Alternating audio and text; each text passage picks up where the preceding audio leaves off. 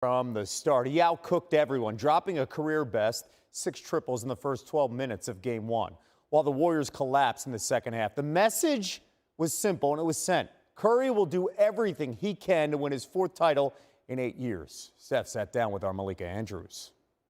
I don't want to take anything for granted in terms of where I'm at in my career, 13 years in, 34, I don't know how many more opportunities you'll get to, one, be on the stage, but B,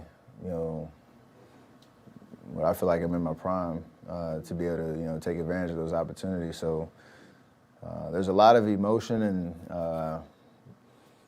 pressure and anxiety and all type of emotions that goes into, this enjoying this moment. And I want to experience all of that. It's interesting you said that now is your prime, because there are some who might say, well, what about the back-to-back MVPs? What makes this different? Why do you say that now? I don't feel like I've lost a step at all, but I understand, there's a lot more for me to do out there on that court, and I appreciate every moment that I get. Great perspective. Steph has only gotten better with age over his last few finals appearances. He averaged 22 points per in his second finals in 2016, but the two-time MVP has averaged over 30 in his last 2 finals. His 63 points this series, the most he's ever scored through the first 2 games of an NBA Finals. Coming up. On Game 2, despite guard Klay Thompson struggling mightily, Thompson was 4 for 19 and 1 for 8 from 3 in Game 2, marking his 3rd worst shooting percentage in his postseason career and 2nd worst in a finals game. He's shooting just 30% from the field and 27% from 3 for the entire series. Here's Klay Thompson today and how he's going to turn this whole thing around. I'll probably just YouTube Game 6 Klay, because there's some very high pressurized situations I was in, and I ended up shooting the ball well. And when you can do it, when your back's against the wall, you can do it at any given moment. It's just about keeping that mental strong. I think he's just pressing a little bit. He just wants so badly to do well that he's taking some bad ones. I'm not particularly concerned about it, because this isn't the first time it's happened. Klay has a way of responding to mini slumps, or whatever you want to call them. As for the home team, which Celtics team will show up? That's a big question after a fantastic 4th quarter in Game 1 on the road. They were then outscored 43-14 during a run in the final 2 quarters of Game 2 on Sunday. Marcus Smart today on what went wrong on Sunday. It's new on SportsCenter. As any competitor would tell you, when you get hit in the mouth like that, it's only one way to respond. And if you're not really ready to do that, then you don't need to be on the stage. And this is a stage where it's going to take, we got to be willing to risk it all out there for your team and for the victory. So by all means necessary, that's the mindset that they have. It's the mindset we have, but we got to go out there and execute it. You have a bad day at work, the next day you want to have a better day at work. I think everybody can understand that. You lose a game or don't play well, you want to come back and have a better game. And I'm sure everybody can relate to that, whatever you work at.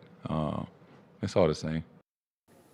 NBA reporter Brian Windhorst joins us from Boston now with more. And Wendy, what was the Celtics' focus today at practice? They're back home and they're getting prepared for Game 3 tomorrow night. Yeah, well, Coach Ime Udoka had a point that he wanted to drive home at their film session before today's practice. And he put a statistic in front of the players. And it was underlined and circled and followed by exclamation points. And here it is. When the Celtics have 15 or more turnovers in the playoffs this year, their record is 13-2. When they have more than 15 turnovers, they're 0-5. And that was definitely the case in Game 2, where they gave up 33 points off of their turnovers. Taking care of the ball is the most important thing for the Celtics to focus on to try to get control of the series in Game 3. Several times in Game 2, they were driving into crowds. They had poor spacing, throwing the ball all over each other, and it allowed the Warriors to get steals and easy baskets at the other end.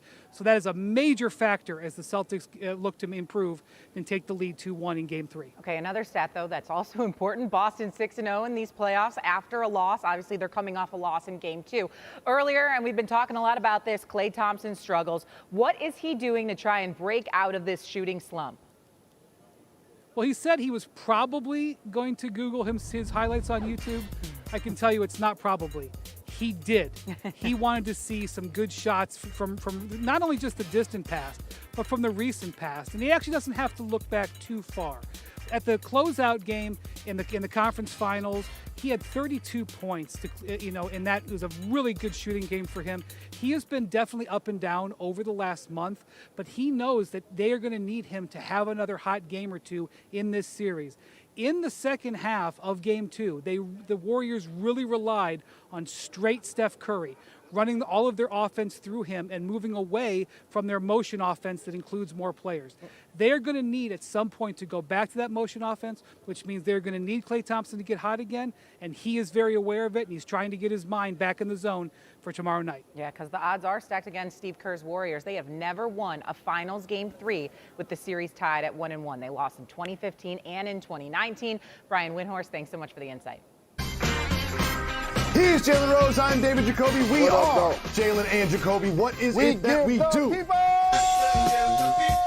Yes. What they want. One of the greatest basketball players to ever play the game is joining us in just mere minutes. Stay tuned for Grant Hill. But first, we start with the NBA Finals. Draymond Green had some interesting perspective on his podcast. I never goes into it or after my first take like, oh man, I gotta tread carefully or walk lightly just to stay in the game. Like, because if I'm gonna tread carefully and walk lightly, then I may as well get thrown out anyway. Because that's not gonna help my team win. So I have to be me for my team. Draymond Green started the game in Game 2 just by attacking Al Horford, just trying to rip the ball from his hands, and he kept that energy the entire game, mixing it up with a lot of different players, just making an impact on the game. What did you think about Draymond's impact and his sound about getting texts? So, as the initiator of offense for the Golden State Warriors for the last X amount of years, when you put Draymond's stats up there, the assists are extremely impressive. I believe he has the most in the history of the finals. If you put his points and rebounds up there, they're not going to be impressive. And you heard Stove God Cook say it best. It's what you do after the brick. Be Draymond. Last game, he had altercations with Ime Udoka, Al Horford, Jaylen Brown, Jason Tatum, Grant Williams, and Marcus Smart. That's more than he had field goals. And so if he's going to be on the floor, he has to be an irritant that plays with an edge and intimidates the opponent and is not intimidated by the officials. And I like that he's owning that that's what his game has been, what it needs to be. Now, if you're the Boston Celtics, it's up for your bigs in particular to counter this. Al Horford, 2 points.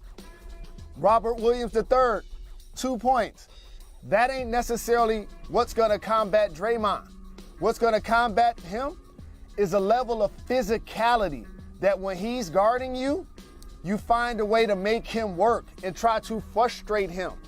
You try to get offensive rebounds when he's near your area. You try to tangle up with him and see if you can engage with him to get a tech, to get a second tech.